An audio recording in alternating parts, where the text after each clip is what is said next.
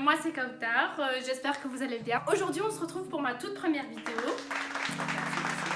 Et on va parler de la pollution. Nous les jeunes, t'as vu, on est vraiment très écologie. Donc je me suis dit que voilà, cette vidéo pourrait vous intéresser et peut-être vous apprendre quelque chose de nouveau. Ce qu'on sait pas, alors que on a quasiment tous un smartphone, c'est que l'industrie des smartphones est l'une des plus polluantes. Donc maintenant parlons un peu histoire et voyons qui est Apple et ce qu'ils font. Donc Apple est une entreprise multinationale américaine créée en 1976 par Steve Jobs et Steve Wozniak en Californie. Apple est le leader mondial des smartphones grâce à sa fameuse marque iPhone. Apple emploie près de 72 000 personnes. Silence là-bas derrière.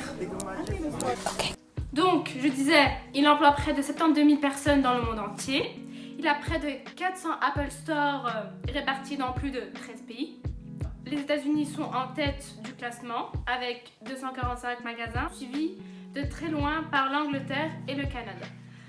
Alors, maintenant, parlons money. En 2018, Apple atteint sa première capitalisation boursière de 1000 milliards de dollars et a un chiffre d'affaires de plus ou moins 60 milliards de dollars, ce qui est le double de Nike.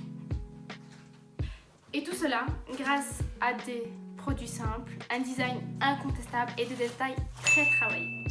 Mais ça devient problématique parce que Apple veut remplacer tous les anciens ordinateurs par des téléphones hyper sophistiqués qui font tout à leur place mais qui polluent beaucoup plus, ce qui crée l'effet rebond. L'entreprise fait appel à des usines chinoises qui exportent les minerais pour produire les smartphones. Il faut 50 à 60 matières premières différentes, le cuivre, le zinc, le métal, etc. Ce qui fait 60 kg de matières premières en fait. Les usines qui fournissent Apple sont à l'origine de très gros dégâts, notamment en polluant tous les lacs qui se trouvent dans les alentours. D'après Bad Apple, les défenseurs de l'environnement, les lacs en Chine sont très pollués, surtout celui de Nantaisi, car c'est le plus proche des usines de production d'Apple. Selon une étude, il est 56 à 193 fois plus pollué que les autres lacs du même bassin. Je vous laisse imaginer le truc. On nous dit aussi que les rejets polluants d'Apple ont une valeur de 300 milliards de dollars. De plus, l'Institut des affaires publiques définit Apple comme le cancre car ils en ont complètement rien à faire de la pollution.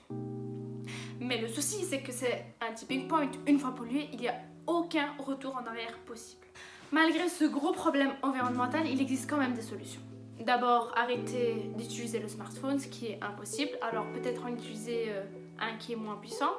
Arrêter de jeter les téléphones après 2 ans alors qu'ils sont encore en état de marche. Et acheter en seconde main. Merci d'avoir regardé cette vidéo.